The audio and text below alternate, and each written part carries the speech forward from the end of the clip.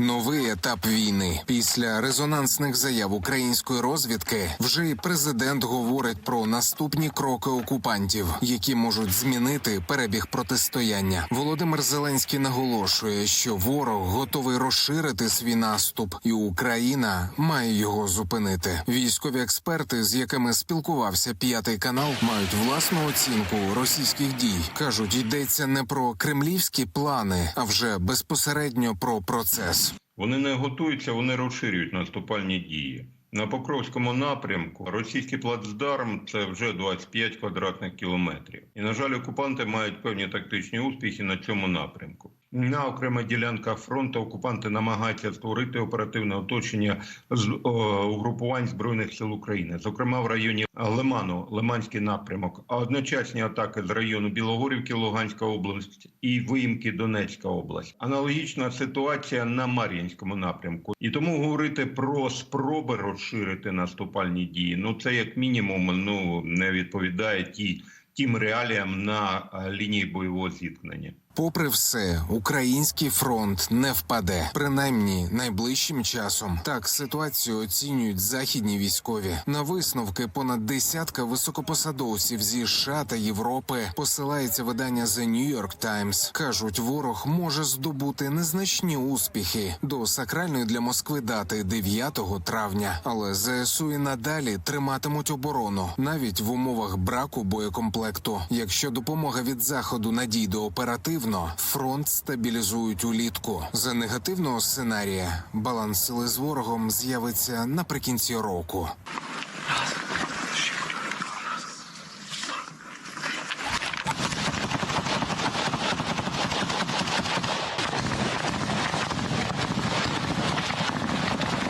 Увага ЗМІ прикута до сходу та півночі країни, але бій не зупиняється і на півдні, як то на українському плацдармі в Кринках, що на тимчасово окупованому лівобережжі Херсонщини. Минулого тижня підконтрольним ЗСУ став і Херсонський острів Нестрига. Чим важлива ця локація? Деталі розповіли в силах оборони Півдня.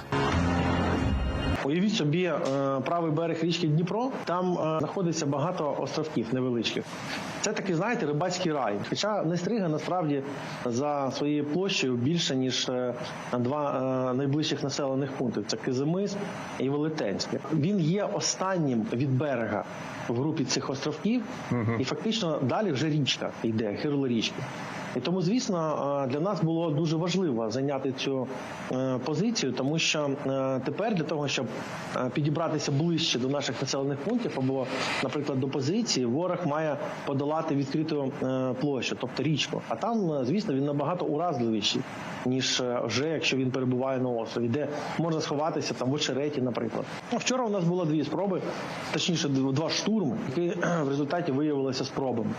Зараз вони там на березі лежать, їх навіть евакуювати ворог не зможе. Ворог може і має можливість здобути перевагу в дронах, але його пілоти куди менш досвідчені, ніж українські оператори FPV. Про це заявляють військовослужбовці 28-ї механізованої бригади, які перевіряють ударні безпілотники десь на Донеччині. Этапов по экипажам я вижу, что есть некоторые проблемы. То есть с дронами у них проблем нет, и у них их очень много. А вот с экипажами есть. Они неаккуратные, прям очень неаккуратные. Летят, выставляют дрон в чистом поле. Без каких-либо проблем для себя. Может, они из-за того, что слабо обучены. Это, собственно, их проблемы, нам это только на руку. Можливо, ворог не має достатньо навчених пілотів, але ЗСУ натомість досі не мають достатньої кількості насправді якісних безпілотників. Частину доводиться покращувати просто у полях. Боеприпасов, собственно, хватает, потому что мы разбираем все, что валяется на полу, и делаем с того боеприпасы себе. Не хватает самих дронов, качественных дронов. Их очень сильно хватает. Оборудования не хватает, потому что большинство запчастей мы за свои покупаем. Ну, 40 амперов хавает. Ого. 66% газа. Не, батка была заряженная, брат. Да. Попробуй винты. Еле-еле. Не, нормально. Вообще. Це мало, так? Чи багато? Це хорошо. А, Это це нормально. добре, То есть движки нормально вышли, а вот батарейке чуть не понравилось такое напряжение. У підсумку, чи той, що надали волонтери, чи отриманий від держави, дрон обов'язково влучить у ворожу ціль. Подекуди доводиться це робити двічі, щоб напевно пробити ворожий захист. Они пытаются как-то обезопасить себя тем же самыми сетками. Они покрывают полностью танки. Бывает, то есть даже в плане гаражи ставят на танки, чтобы мы не могли их пробить. Ну, первый у нас влетает, пробивает ту защиту, он выгибает, и второй туда же влетает. И все, собственно.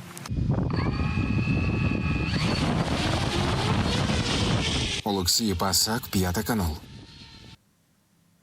Щоб ви знали про всі злочини ворога, наша знімальна група фільмує події на фронті. На передову їздять не з порожніми руками, з гостинцями для наших захисників. Все завдяки вашій допомозі. Якщо маєте можливість, просто відскануйте камерою телефону відповідний QR-код, який зараз бачите на своїх екранах. Долучайтеся, будь-яка сума важлива для нас. Ми дякуємо вам за підтримку. Мінус ще один ворожий літак. Сили оборони ліквідували російський Су-25 на Донеччині. Про це у вечірньому зверненні повідомив президент. Особливо відзначу воїнів зі 110-ї окремої механізованої бригади за збиття сьогодні чергового російського Су-25 на Донеччині. Молодці хлопці, дякую всім нашим воїнам на фронті, в бойових завданнях, на бойових постах. Про 74 бойових зіткнення протягом доби звітують у Генеральному штабі. Найбільш запеклі бої тривають на Авдіївському напрямку. Ворожі наступи Сили оборони відбили також на Куп'янському, Лиманському, Бахмутському та Херсонському відтинках фронту. Водночас Сили оборони завдали ударів по 8 районах зосередження окупантів, уразили 4 пункти управління, 2 зенітно-ракетних комплекси та радіолокаційну станцію противника. Біжать десятки кілометрів полями, пливуть через тису і підробляють документи. Прикордонники чи не щодня ловлять утікачів на кордоні. Утім, деякі чоловіки продовжують шукати способи утекти з України і знаходять організаторів незаконних схем. 5 канал зміг поспілкуватися з ділками і дізнався, за які гроші вони пропонують організувати виїзд за кордон. Які схеми найпоширеніші та що загрожує втікачам та ділкам у сюжеті Віталія Залевського. Деякі чоловіки намагаються втекти з України річками та гірськими стежками, інші платять чималі гроші за фейкові документи. 5 канал проводить експеримент, ми знайшли декількох організаторів схем. Чи не щодня прикордонники ловлять утікачів, які ризикнули звернутися до таких ділків? Ми створили анонімний акаунт і листувалися з махінаторами кілька днів, щоб дізнатися про їхні схеми. Вони пропонують безліч варіантів, а ціни за незаконні послуги стартують від $2,5 тисяч. Відповідають на запитання швидко і заманливо обіцяють, що все вдасться. Та жодного слова про те, що це незаконно і історія закінчиться так. Ділки тиснуть психологічно і вимагають якомога швидше вирішувати. За таким сценарієм часто працюють шахраї. Найчастіше пропонують допомогу у прокладанні маршруту до кордону. Там обіцяють зустріти і переправити в іншу країну. За це просять щонайменше $2,5 тисячі. Після часткової оплати утікачі дістаються до пункту призначення. Часто це гірська річка.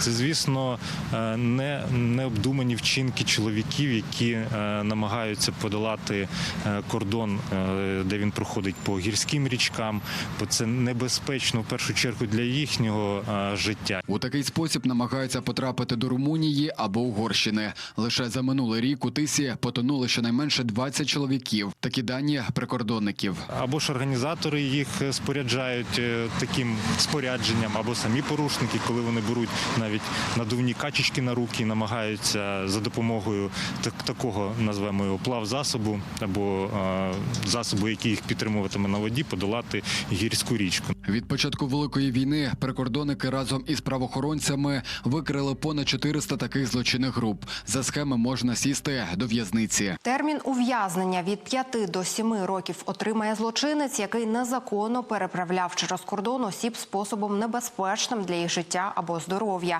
або переміщував кількох осіб, чи робив це кілька разів підряд, або ж використовував для контрабанди людей своє службове становище. Та є інші схеми. Другий співрозмовник запропонував нам бігти 15 кілометрів полями до Молдови. За такий марафон просять щонайменше $3000, куди більше коштує спеціальний документ, який ніби дозволяє виїхати за кордон. Можемо вам домалювати 1-2 дитини. Ціна послуги $5000 за одну дитину та $6000 за плюс 2 дитини. Ви отримуєте свідоцтво, де ви будете зазначені батьками віртуальної дитини. Цей варіант підходить лише одруженим чоловікам, що мають з дружиною 1 чи 2 неповнолітні дитини. Якщо немає дітей, то вам запропонують фальшиве свідоцтво про шлюб з багатодітною матір'ю-одиначкою. За такі незаконні махінації просять вже $10 000. За звичайне незаконне переправлення осіб через кордон, незалежно чи це було просте переведення поза пунктами пропуску, чи проста порада, де краще його незаконно перетнути,